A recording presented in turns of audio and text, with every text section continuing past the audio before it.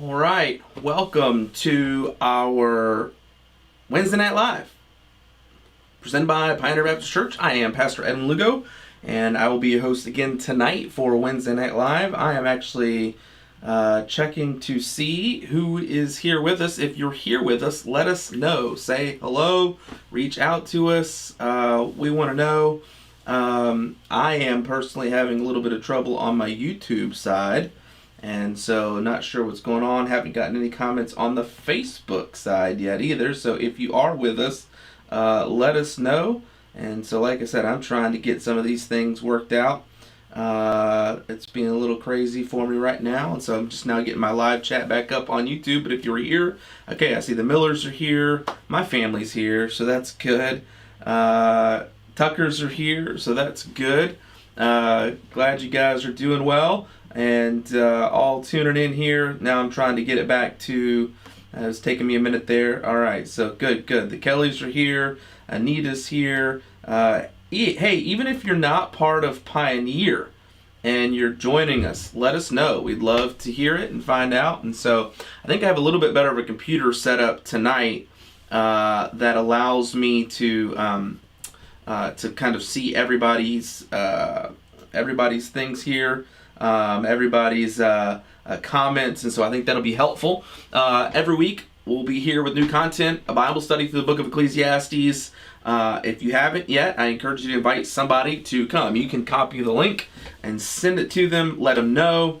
And again, if you're joining in here, let us know. We want you to comment. I have said this multiple times. First of all, thank you for being here. I think it's going to be a good time tonight, as it is every week. But this does not work unless you participate. And I'm talking to you. Yes, you. This doesn't work unless you participate. So comment, let us know. Before we jump into our early segments before the book of Ecclesiastes, Life Under the Sun, let me make this announcement specifically for Pioneer folks. I sent out an email, I think on Monday, it might have been Tuesday, I can't remember, about our family lunch on Sunday after the morning service. I need your order. If you signed up for that, I need your order by tomorrow. In that email, I attached a PDF with a menu. I need to know so that we can get those things worked out.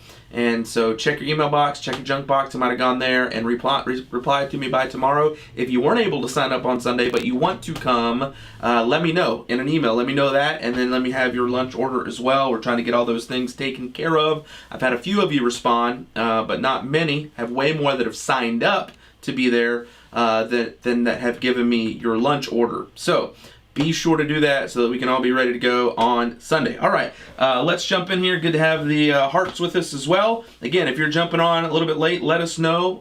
We want you to be a part of this. It only works if you participate. But here we go. This is the first segment today, as it has been over the last couple weeks. That is the segment known as The Bestest. And I have gotten a lot of good The Bestest responses from you, from restaurants to books and so on, Mexican food, and I think it was desserts and those kinds of things. Now this one, today's, maybe a little bit more difficult. It might be hard for some of you to be willing to do this, and so I understand that it might take a little bit more time. But here is the category for this week's bestest that I want to hear from you, and that is hidden gems.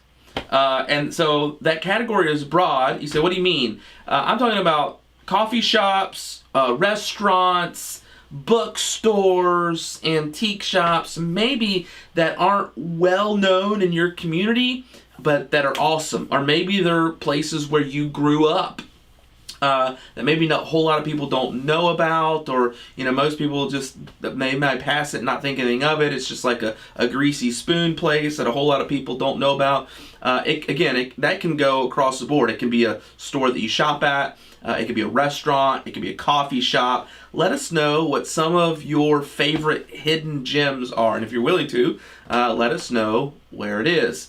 And when I say hidden gem, sometimes, especially in the day of social media, things are less and less hidden. But for instance, where I grew up in Columbia, South Carolina, West Columbia, South Carolina, if you weren't from there, you certainly wouldn't know about it. And but and my family can attest to this, there's a place called Zesto's that makes the best fried chicken in the entire world. That's my opinion. But you wouldn't know anything about Zesto's unless somebody told you. But you can look it up. Also, it's not too hidden in West Columbia, because if you come to its intersection, it's got a giant chocolate-covered ice cream cone. It's just like, you can't miss it. Baker's Prairie and Canby, I agree. I had one of the strangest drinks I've ever had at Baker's Prairie in Canby before. It was like coffee mixed with orange juice. It was like breakfast drinks all in one. It was interesting. But they sold me on it. Gather. I agree with Cassie on Gather. If you've ever been to Gather in Silverton, again, Silverton's kind of off the beaten path, and so you gotta kind of want to get there. But Gather is a good one. I'm waiting for some other ones here to come across. I know maybe some of you are thinking. Papa Al's in Mill City. All right, Daniel, what does Papa Al's have? Let us know. Like, if we go to Papa Al's, what is it we want to get? Terry Cross, good to see you on here as well, joining in. Glad you could join together with us tonight. Again, hidden gems. I'm guessing that's Papa Al's. Burgers, all right. That sounds good. I had a friend who was trying to eat like every burger in Portland and rate them all, so that was kind of interesting. Milkshakes. Turnaround Cafe. See, it's usually those places like that, like, little cafes that people don't know about. Turnaround Cafe in Turner, Oregon.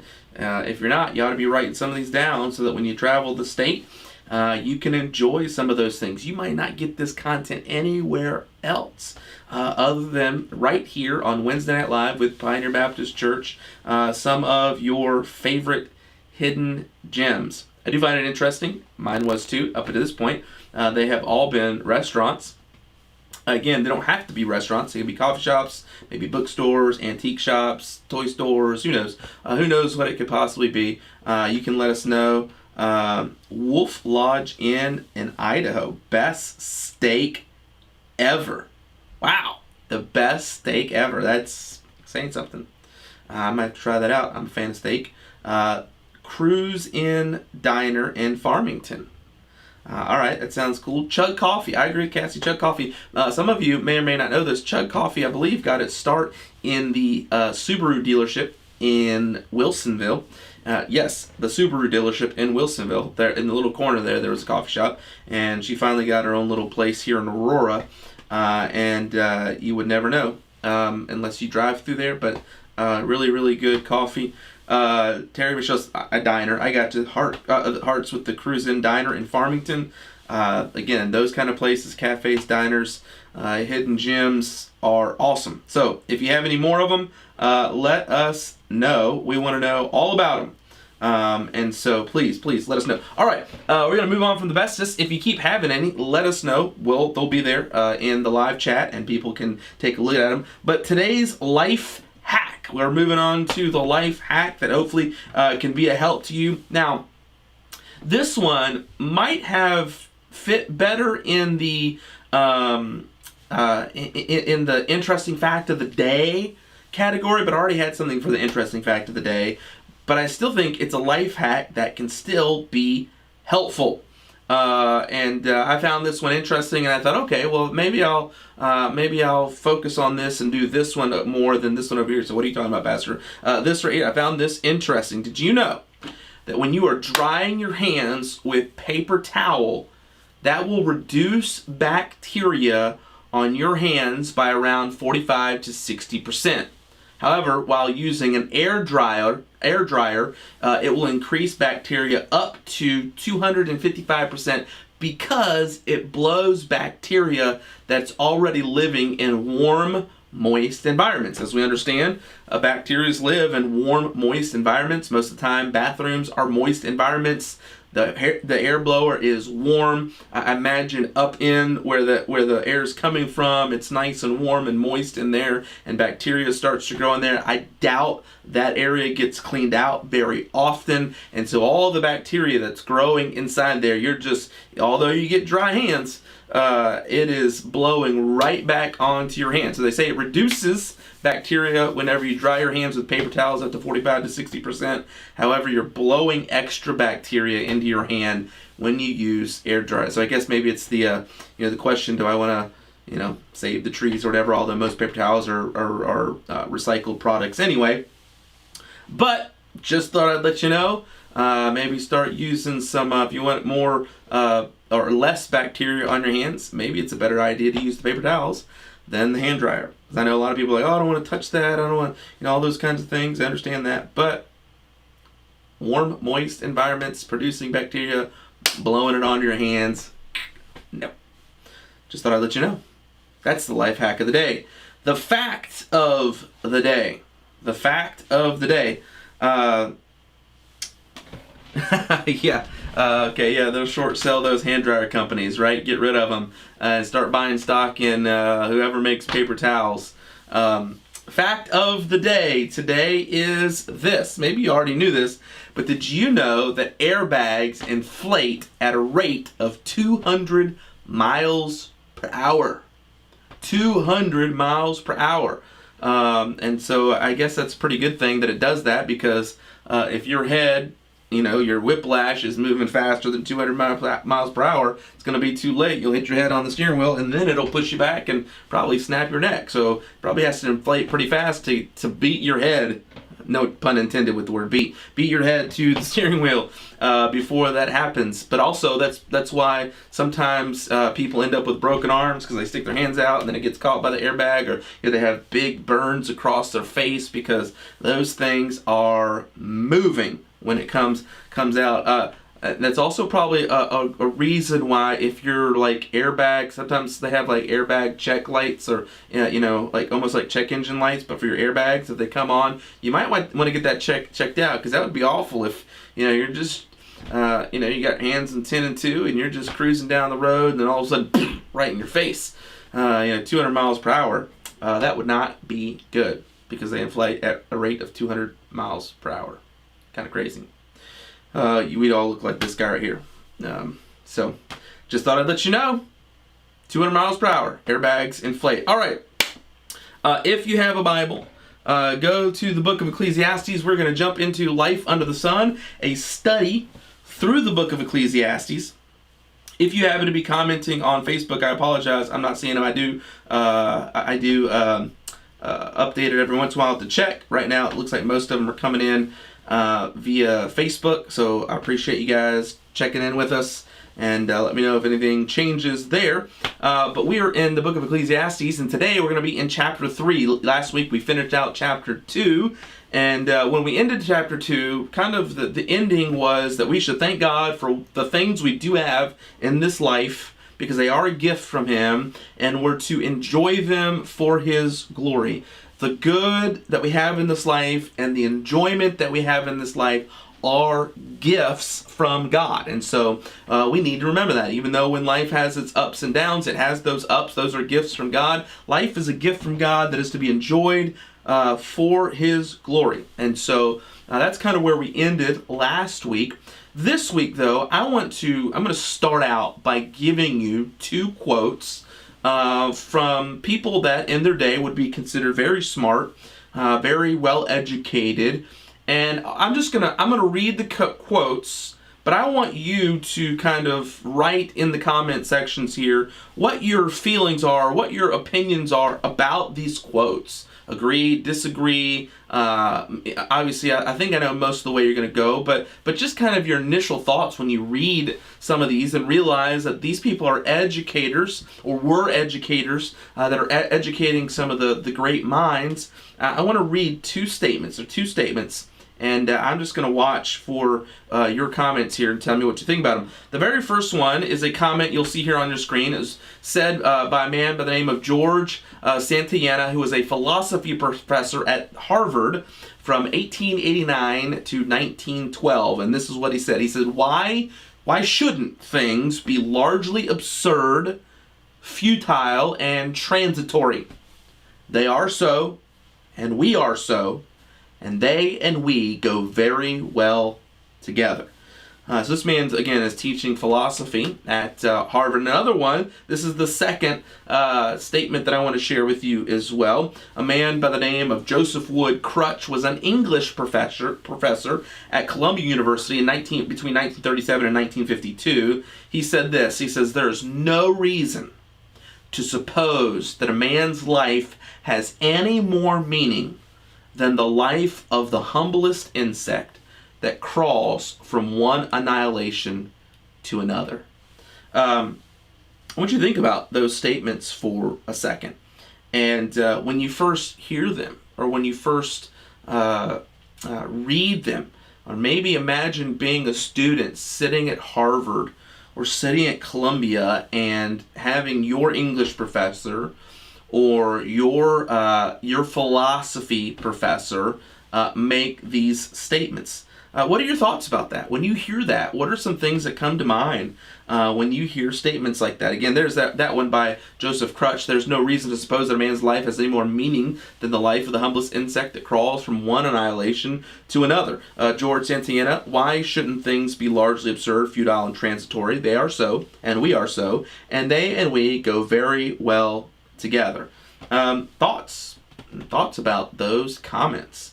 Anybody have any? I think the very first thought that went through my mind is one that the Hearts had, and that was that it sounds so hopeless. And you're right when you say it is hopeless, because it's godless. They are godless and hopeless. It makes you begin to wonder, what is this life?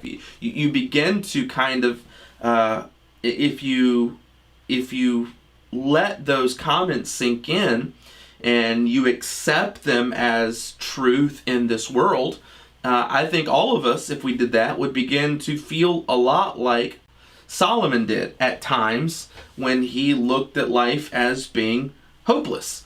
And really up to this point, through chapters 1 and 2, there have certainly been times where we would think that maybe Solomon would agree with these guys' assessment of life. But at the same time, one of the things we know about Solomon is his wisdom. And I would say that I think that Solomon is too wise to allow those assumptions to go unchallenged. Eric says he disagrees with both perspectives, and I would too. And that's when I said I think I know how most of you guys would respond. I figure most of us probably feel that way, that we disagree with those perspectives, and I think this was sort of what Solomon was wrestling with when he looks at life. And sometimes it just feels like, this is so transitory, this is so meaningless, this is absurd, this is futile, whatever. We're just like animals. That he feels those ways, but he's wise enough to not let those assumptions go unchallenged. And really, that is what Solomon begins to do in chapters 3 through 10 of the book of Ecclesiastes. He begins to re-examine some of his assumptions about life. And if you remember, maybe not, maybe don't, so I'm gonna help you go back here. But in chapter 1 of Ecclesiastes, the first assumption that he really made about life was that life was monotonous, that life, that everything moves in these predictable cycles.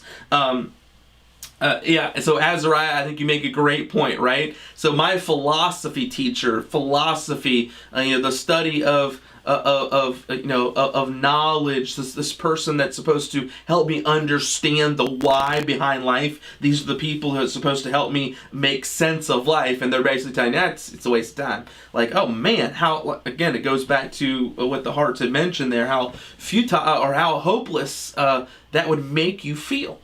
Well, again, Solomon sometimes had those feelings. And one of the feelings that fed into that was he felt like, or he saw that life seemed to be monotonous, that everything moved in these predictable cycles.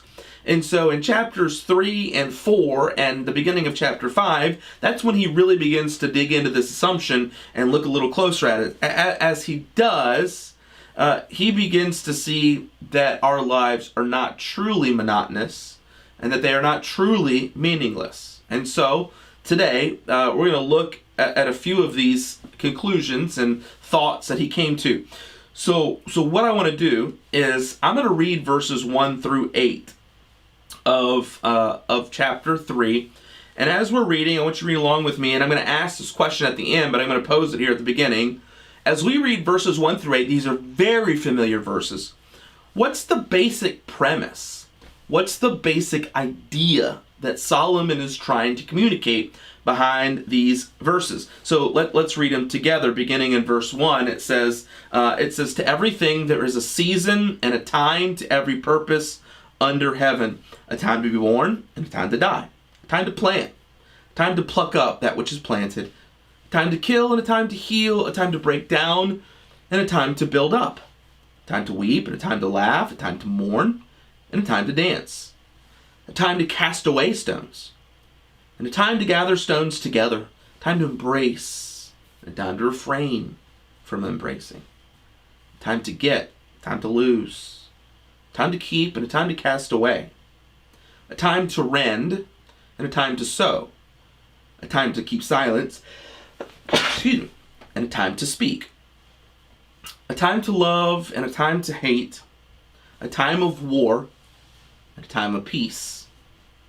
And so those are those 8 verses that we read there at the very beginning of Ecclesiastes chapter 3.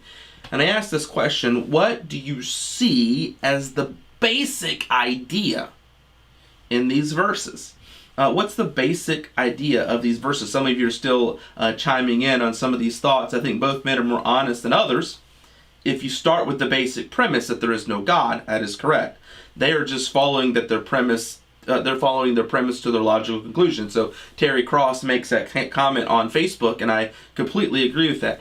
And that is, if you look at life as having no God, then life doesn't make any sense. It just doesn't. So that is the logical conclusion for them to lead to, and that's why every time that we finish one of these lessons in the book of Ecclesiastes, that we're constantly saying, while we live life under the sun, we don't want to have our perspective strictly under the sun, but see it from a heavenly perspective, an eternal perspective.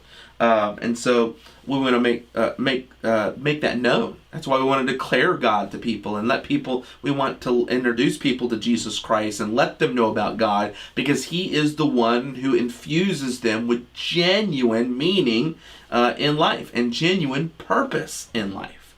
And if somebody is missing any purpose and any meaning in life, and that is because there's this God-sized hole in their heart that's missing. Eric mentions in these verses 1 through 8 the basic idea in these verses. He says everything has its time, and that, I think that's a very simple synopsis of what Solomon is saying here. Everything has its time. In other words, time and seasons are just a regular part of life, and that's really what he's getting across here. Times and seasons are just a regular part of life. Not everything in life is always exactly the same. We have winter and fall and spring and summer. We have night and day. We could go on about all sorts of different seasons of life. He does it here in Ecclesiastes. And by the way, if it weren't for some of these dependable, predictable things of life, these God-ordained natural laws, then life would truly be chaotic. I mean, you want to talk about chaos in life and an impossibility in life. Solomon looks at it and says, man, this is all just like, it's just this one unbreakable cycle. What's the meaning in all of it? But in reality, if we didn't have some sort of dependability, if we didn't have some God-ordained natural laws that kept some sort of order, then things would be really chaotic and things would be really crazy. So I don't know if Terry and Michelle Hart are actually singing the words to the song in their head. There's a season, turn. But that's right? So, and that's what it is. There's just a season. Everything has its time. But we understand that. Here in verses 1 through 8, he gives 14 statements. Okay? And you are. So I guess the hearts are singing that in their head according to their response here. I know it wasn't included in those 8 verses, but I do think a key verse to this entire section is Ecclesiastes chapter 3. And I want to, Ecclesiastes chapter 3 and verse 11. And so I think it's important for us to look at it, right? And that is this: He hath made everything beautiful in his time. Also, he has set the world in their heart so that no man can find out the work that God maketh from the beginning to end. But the beginning of that verse is super important. And that is, he, God, hath made everything beautiful in his time. Can I tell you something for just a minute? God is accomplishing his purpose in our life. And each of these things are good in his timing. You know what that means? That means that if you and I cooperate with God's timing, then life won't seem so meaningless.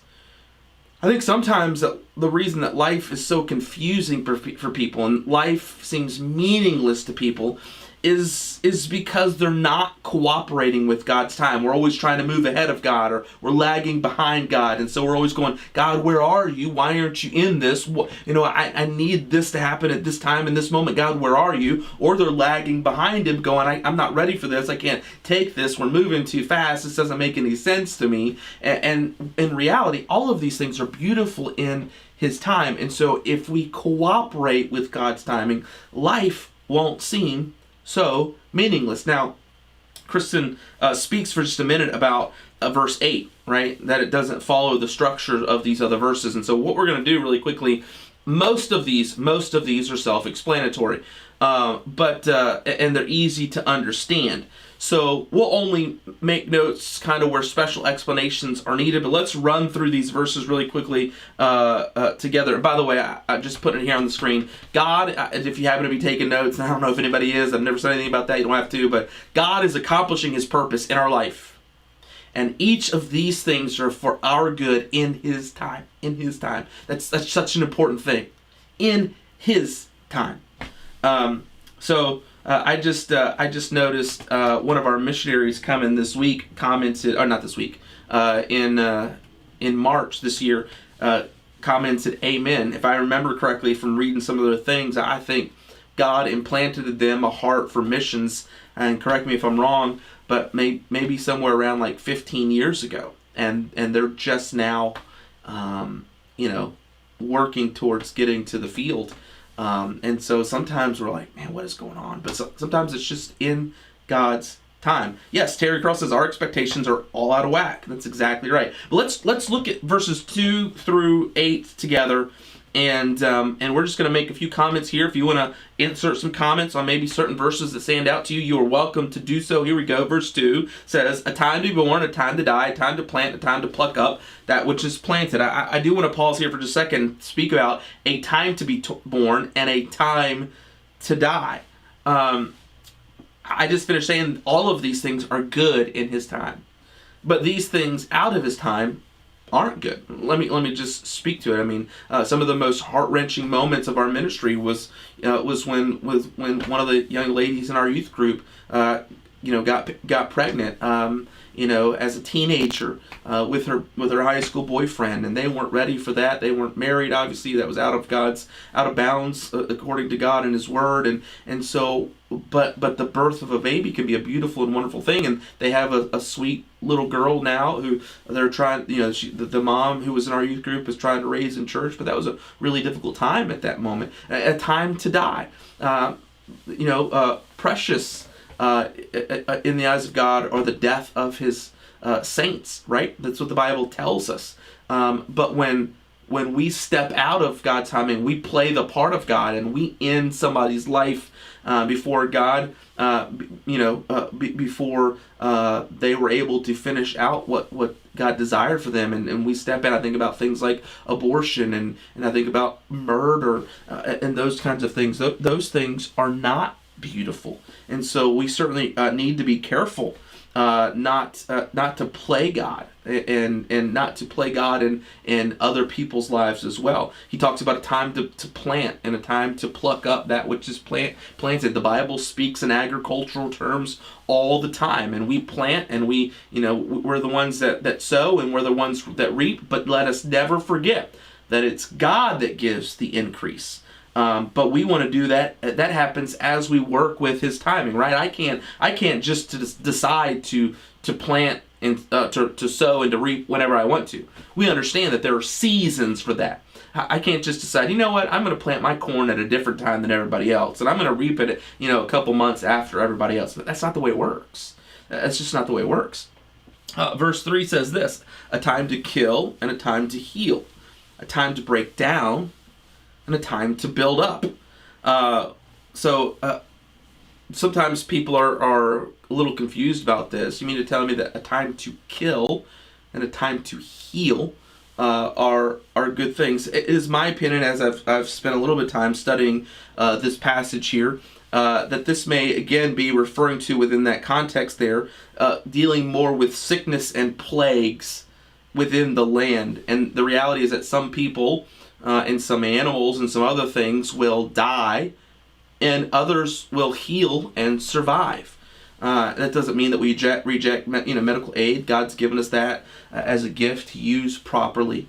He goes on and says it's time to break down and a time to build up. How many of you understand that sometimes something has fulfilled its purpose and it's time to break it down, right? Maybe you have an old shed in your backyard and it's time to get rid of it, build something new. Verse 4 goes on and says a time to weep, time to laugh, a time to mourn, and a time to dance. Right? A time for sadness, a time for joy, a time for reflection, a time for celebration. Verse 5, a time to cast away stones, and a time to gather stones together, a time to embrace, and a time to refrain from embracing.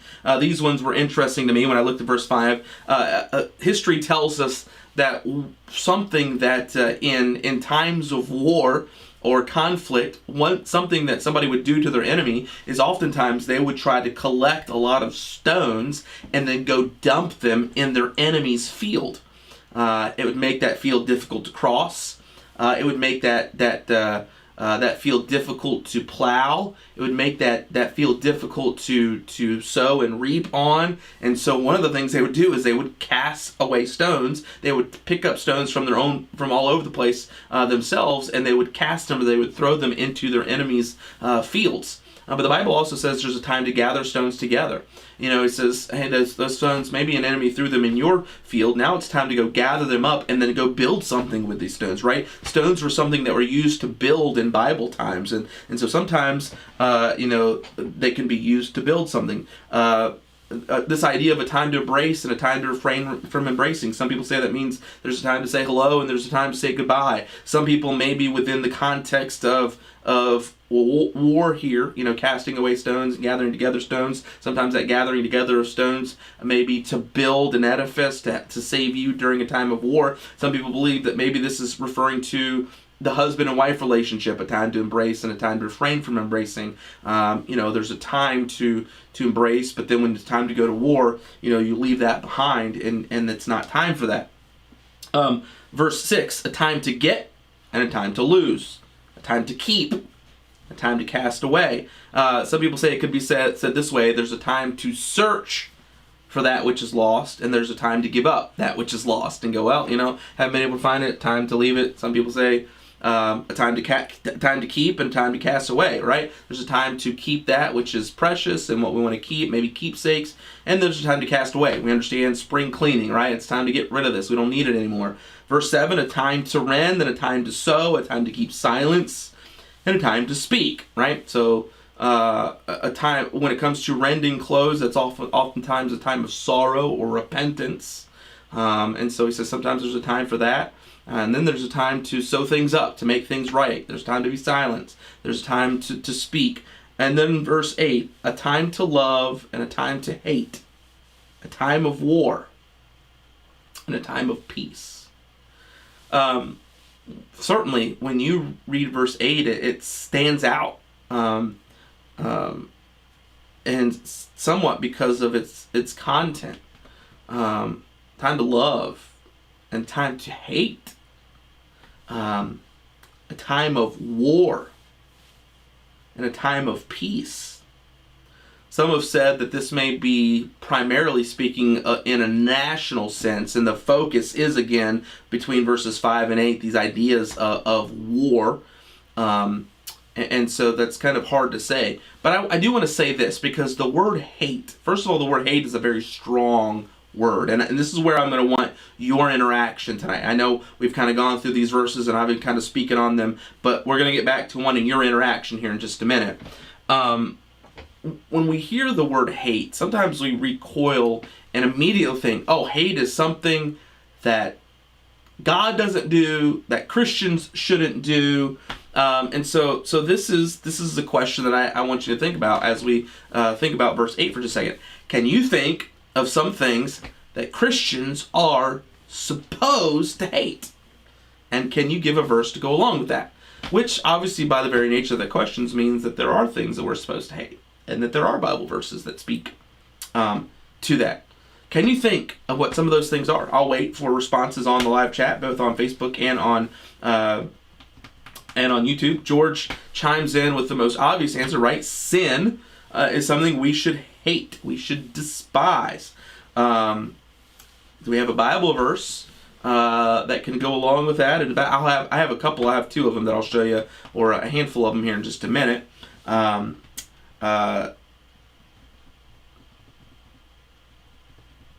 I hate, and Christians should hate, abortion. So it's funny, for some reason it's like this message is held for review. I'm not sure why. Maybe because it uses the word hate. Maybe they don't like that. George is trying to use "there's a time for hate" as his verse. So the Bible says we're to abhor that which is evil. Terry Cross mentions injustice, right? I think we understand that there are some things that we should hate. Let me show you, and I'll keep waiting for answers. Sin, idolatry. Those are great ones that are being mentioned here by the Claytons as well. I want you to think here for just a second. Let me see here. Yes, Psalm 97 verse 10 says, "Ye that love the Lord hate evil.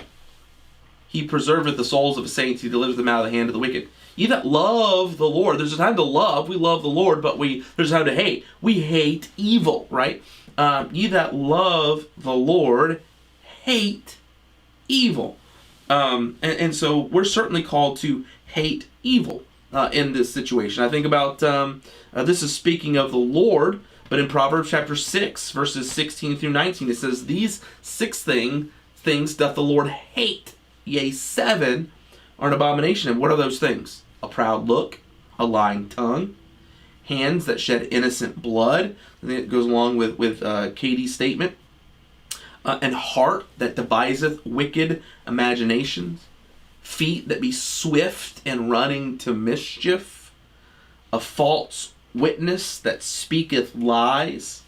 He that soweth discord among the brethren. Emily mentions a few specific sinfulness, things like slothfulness and pride are things that we are to despise, abhor, hate. I think these ones that specifically we mention, especially the ones at the end, that talk about the things that the Lord hates.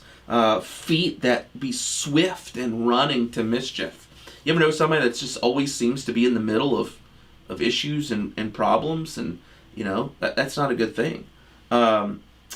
I think about verse 10, "A false witness that speaketh lies, and then he that soweth discord among the brethren." That's a big deal. We've been talking about unity in our own church and things that Jesus prayed for, unity among the disciples and the believers. God does not look lightly on those people that sow discord among the brethren. Um, so yeah, Jared Kathleen Lout mentioned Luke 14:26 refers to using hate of one's family, or speaking of the willingness to be rejected for having faith, not allowing even emotional attachment to keep us from service. And so I know in the culture in which we live, the words love and hate have so much strong, the only word I can think of, emotion attached to it, but even more now, it's like it's ramped up. That we're just supposed to love everything, and love always wins and hate has no part. Well, no, the Bible's pretty clear that there are some things we should hate. There are some things we should hate, but there's a time for love, and there's a time for hate. So, if this is the question. If the idea of these verses is not that life is some unbreakable cycle, then what is the takeaway from these verses for believers, verses 1 through 8? Maybe look over them again. I'll wait. I have a thought I want to share with you that I think is important for us to see tonight. And again, I don't even know. I don't know how long we're going to go. We'll go up till 8 o'clock. I don't know how far we'll get in chapter 3. Like I said, it's not always about getting all the content in. We'll just enjoy the Bible study from 7 to 8, and we'll pick it up next week. But if the idea of these verses is not that life is some unbreakable cycle, right? Because that's what Solomon originally saw all of these things. He said, man, life is just this constant cycle. It's unbreakable. Nothing ever changes, so what's the purpose of this whole life? But now he's looking at them again from a different perspective. If the idea is not that life is some unbreakable cycle, then what is the takeaway? What's the takeaway from these verses for believers? I'll sit and I'll wait myself for just a second. They tell you whenever you're on radio or you're on TV, like you don't want any silence. That's why things like Jeopardy, they play the music while they're answering the questions, because just silence would be uncomfortable. And so maybe if you want to hum the Jeopardy theme song for yourself at your own house while you're waiting for people to answer, while you're typing out your answer, you can do that. But I'm waiting for an answer if that's not the idea. And by the way, I've also said this again almost every week. I want to say it here. I'm not saying that there's some handbook you should have studied and now you ought to know this answer and it ought to line up exactly with the wording of my answer. We've talked about this from the very beginning. In order for this to work, you have to answer and even be willing at times to be right or to be wrong and be okay with that. It has nothing. It doesn't necessarily mean anything. Obviously, we're learning together, and that's important. And so. I haven't gotten any answers on that one yet. What's the takeaway? Right? We understand that there's profit. The Bible tells us that there's profit in all of these verses. So I'm going to just share just a thought that came to my mind, right?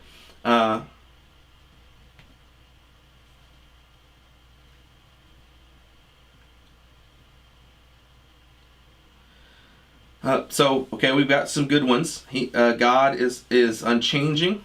God alone is unchanging. And He provides stability. God can use everything in His good time for good. Trying to read some of these other ones here. Yeah, so the hearts make the point that sometimes you do the right thing, but it's at the wrong time. And I think that's important to understand. Sometimes you can say the right thing. Sometimes you do the right thing, but it's just at the wrong time. Timing matters. Sometimes you can do the wrong thing at the right time, and that's true too. Like this is the time where action is needed, and then it's not. It's not the right action. I'm just reading some of these answers, especially since I have two audiences here, YouTube and Facebook. Terry Cross, I think it was C.S. Lewis that said, "Sorrow not only prepares us for joy, it increases our capacities for it." I'm thinking that the times listed here and others give meaning to life. We appreciate the one because of the other. And I think there's a lot of truth to that as well, right? We appreciate the reaping because of the effort and the sowing. We appreciate the times of love because of the struggle during times of hatred. We appreciate the times of embrace because of the distance and the time where we couldn't embrace. And so, that's very true. I think it's a great point. One of the things that stands out to me, one of the things that I think these verses remind us of, is that life is not, I will say, life is not some giant, unbreakable cycle. That's not the point of these verses.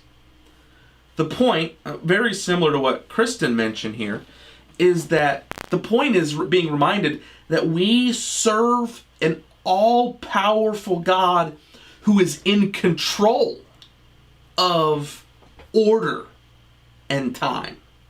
Think about our universe and think about just our planet and the order of it all. The order of nature and the order of the elements and the order of time and how seasons work and how some of these things work. And it's not so much, the overriding point isn't that, it's just this unbreakable thing. No, it's that we have this unchanging, stable, powerful God who controls order and time. And so he is stable. He is trustworthy. And we know that he is accomplishing good things in his time. And so this reminds us of that. Now, as we turn our attention to verses 9 through 14, and honestly, this is probably as far as we'll get to tonight. And I'm going to do this again. It's going to be really obvious.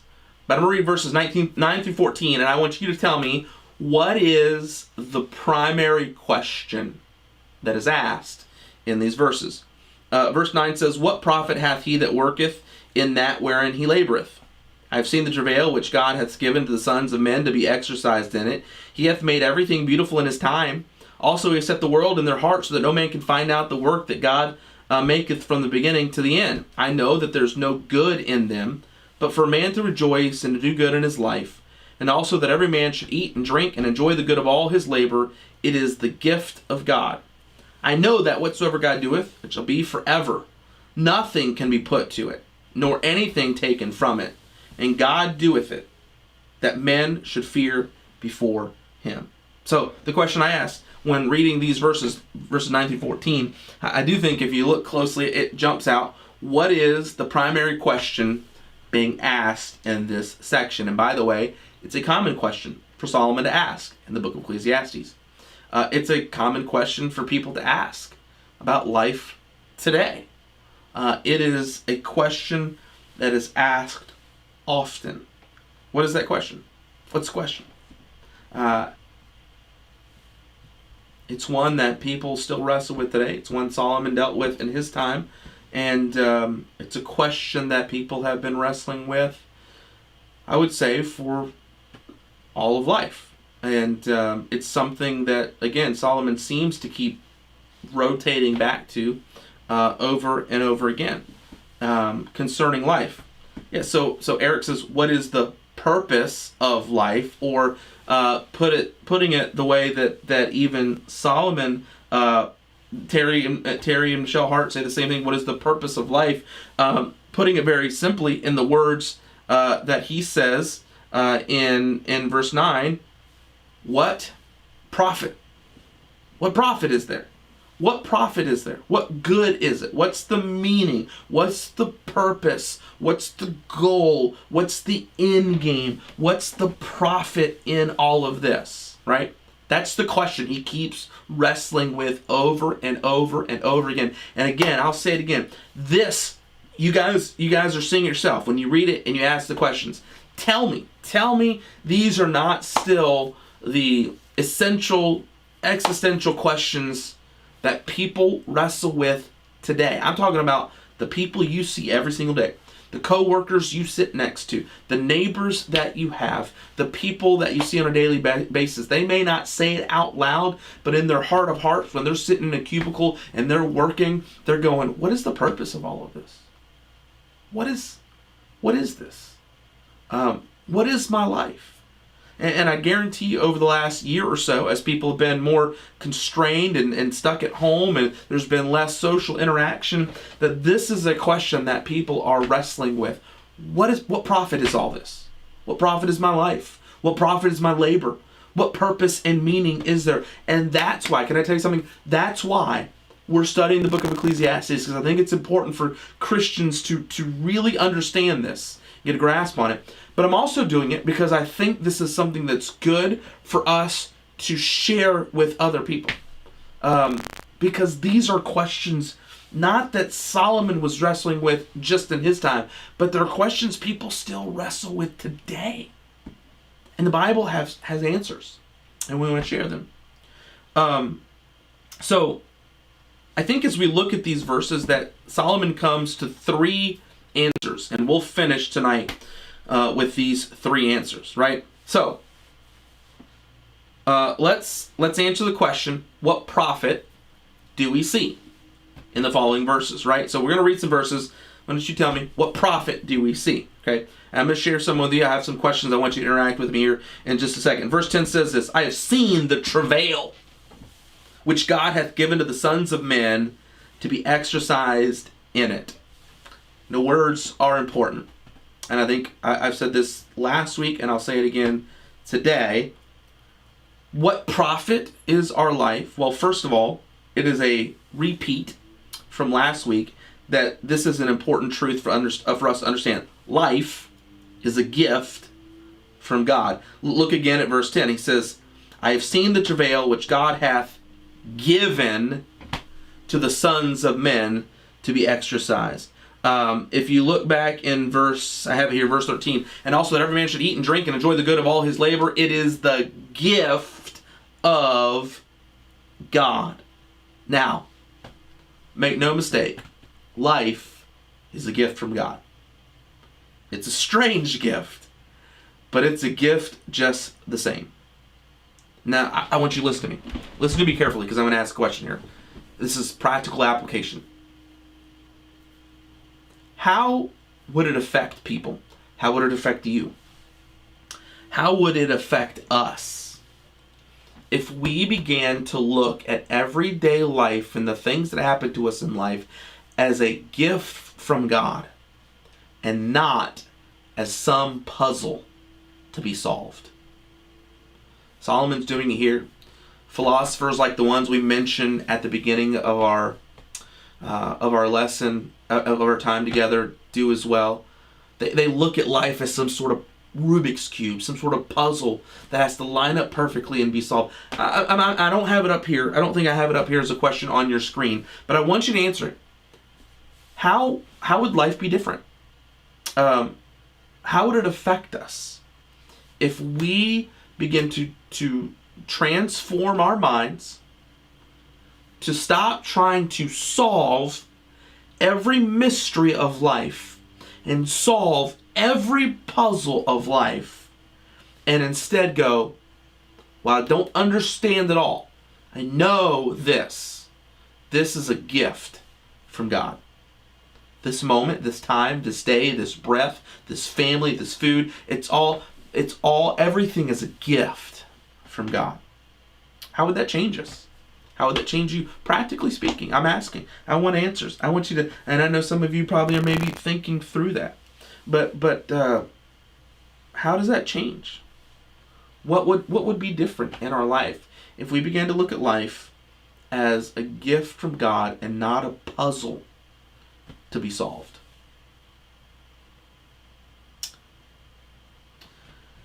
Emily Tucker says we could live with content, peace, and knowing God has a plan for every event. Because, by the way, I would say this is not just a struggle that unbelievers or people that don't believe in God or that are questioning God deal with. I think this is things that Christians struggle with as well. God, I don't understand this. How many of you I've said that before. God, I don't understand this. I don't understand the timing of this. I don't understand the purpose of this. I don't understand what you're doing. Actually, when I was studying and preparing for this, it reminded me so much about Habakkuk. All right? Like, God, I don't understand what you're doing. You need to do something. And God says, Habakkuk, I'm going to do something. And Habakkuk says, awesome, let's do it. And God says, all right, this is what I'm going to do. And Habakkuk goes, whoa, that's not what I meant. I think you should do something different. I think we'd spend a lot more time just enjoying it, right? We wrestle and we fight with some of these things, and we don't enjoy it because we're always trying to figure it out. We would be more grateful, less worried, says Eric. The heart say we would just have more gratitude. Timothy says we'd be more grateful. Kristen just talks about freedom to be in the moment, right? To not always be worrying about what happened back there or what's going to happen in front of us, but just to enjoy that moment. We would seek to enjoy as Ariah says again, every moment that God has given us. One of our missionaries coming in March, Jared and Kathleen Lauk. If you aren't friends with them on Facebook, maybe have an opportunity to start learning a little bit about them ahead of time. They said something very similar. I think we would slow down and see God's goodness in everything. In my notes, I wrote down some of the same things. We would be more thankful. I think we would have a better attitude if we didn't look at life as some puzzle to be figured out. So here's the question. Why don't we? All right? Why don't you? Why don't I? I'm talking about right now, today, tomorrow. Stop trying to solve and get an answer to every little detail in life. Now, I'm not saying we shouldn't be inquisitive. I'm not saying we shouldn't seek after wisdom. I'm not saying any of those things. I think you all know me well enough that that's not what I'm saying. But sometimes we do that so much that we do forget to go, this life is a gift. My family's a gift. The Bible is a gift. My church family is a gift.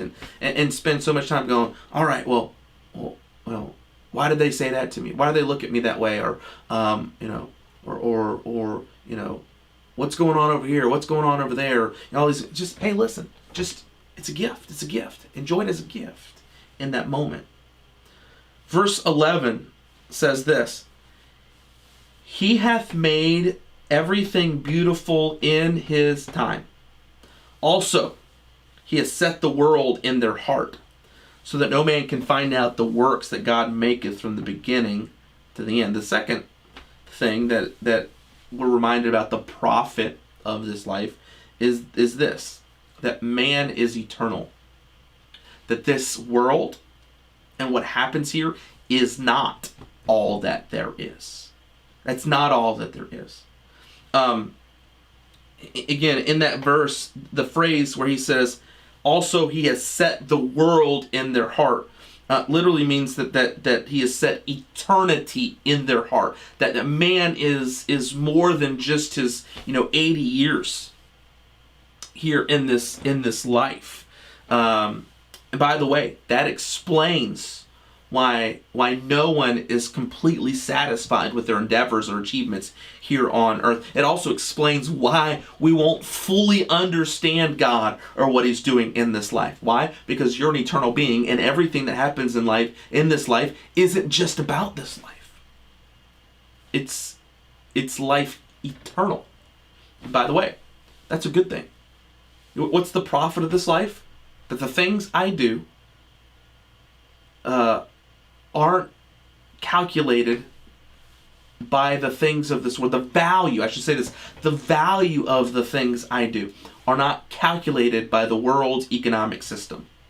They have an eternal value beyond this world. And I think that's one of the struggles we have as well. First of all, we're always trying to figure out the puzzle of life when we should just be enjoying the gift of God. And then we're trying to figure out what the value of our life is based upon the economic system of this world, instead of the economic system of God, where he says for us to lay up our treasures in heaven, where moth and rust don't corrupt.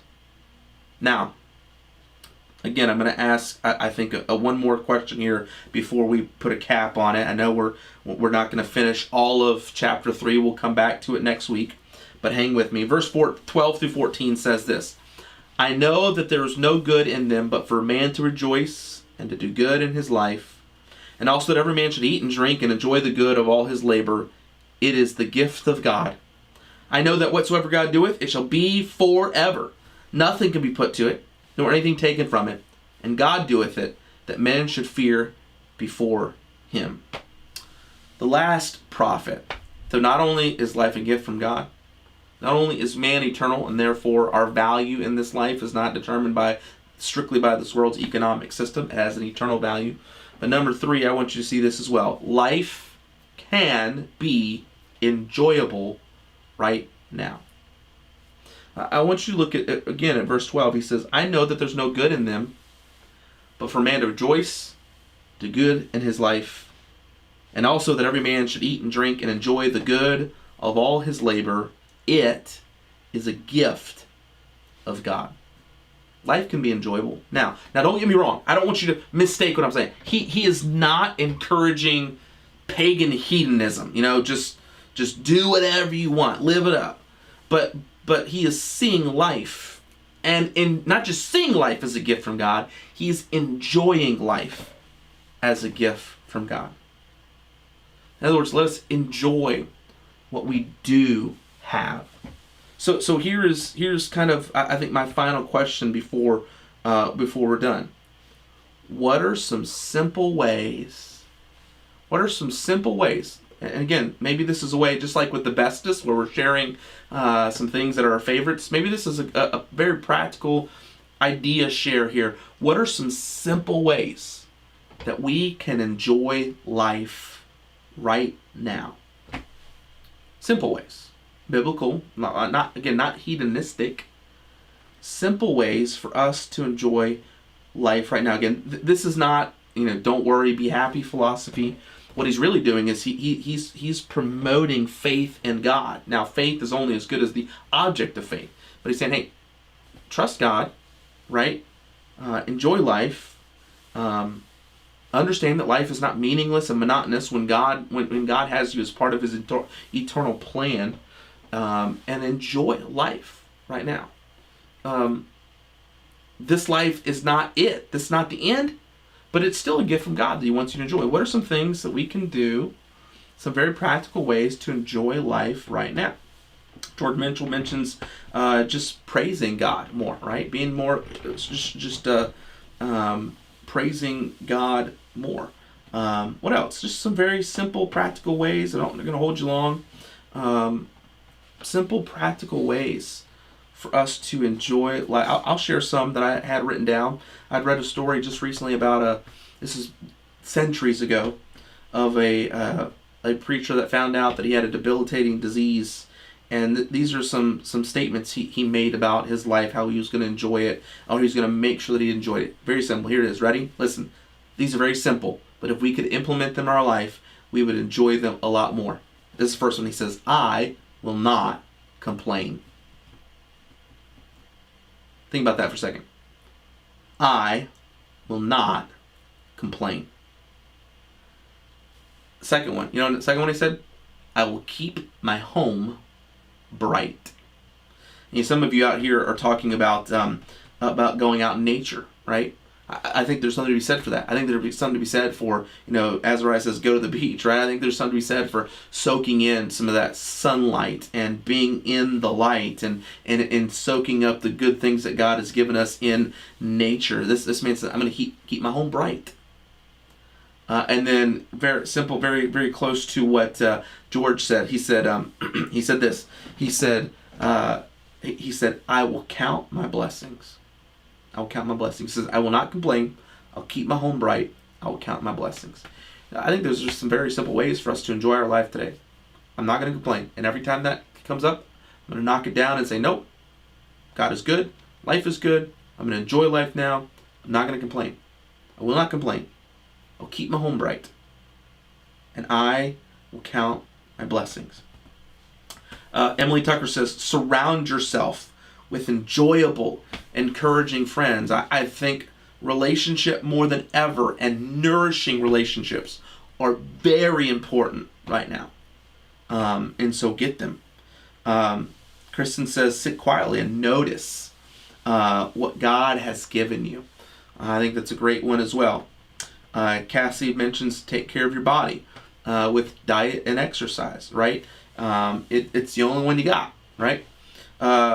Terry Cross mentions in Philippians chapter 4 and verse 8, finally, brethren, whatsoever thing is true, whatsoever things are honest, whatsoever things are right and pure and lovely and good report, excellent, that are the things that are praiseworthy, says dwell on these things. I think that's a great idea, right? By the way, go memorize Philippians chapter 4 and verse 8 and just run it over in your head over and over and over and over and over again.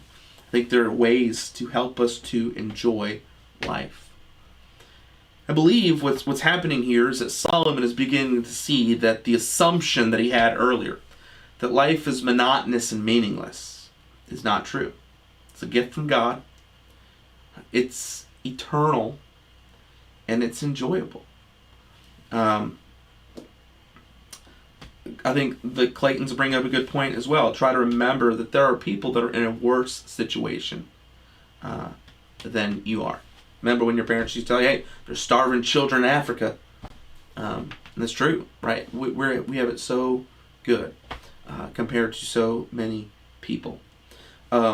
Next week, we're going to pick back up here and by the way, if you continue to have thoughts, please write them down. I want them in the live chat. I want to see them. Thank you all so much for your contributions here tonight. They're always so helpful to me, and I believe they'll be helpful to other people. I mean, just great to interact with you and to hear some of these things, to take them in for ourselves, to be reminded of them, just practically things that we can do, and not forget that life is a gift from God. We'll jump back into Ecclesiastes chapter 3 next week. We'll look at verses 15 through 22 and see some of the things that Solomon wrestles with there, conclusions that he comes to, and we might possibly, since he's still dealing with the question of monotonous life and all of those things, we might jump into Ecclesiastes chapter 4, and the question he wrestles with at the beginning of Ecclesiastes chapter 4 is a question that I hear a lot. I heard it especially when I was a youth pastor and dealt with little kids up through teenagers, but I'm hearing it increasingly more from older generations as well. And that is this: life doesn't seem fair. Or life isn't fair. And so what do we do when life isn't fair? So we'll finish out Ecclesiastes chapter 3 for sure. We might jump into Ecclesiastes chapter 4. But I'll tell you every week, until then, keep looking up.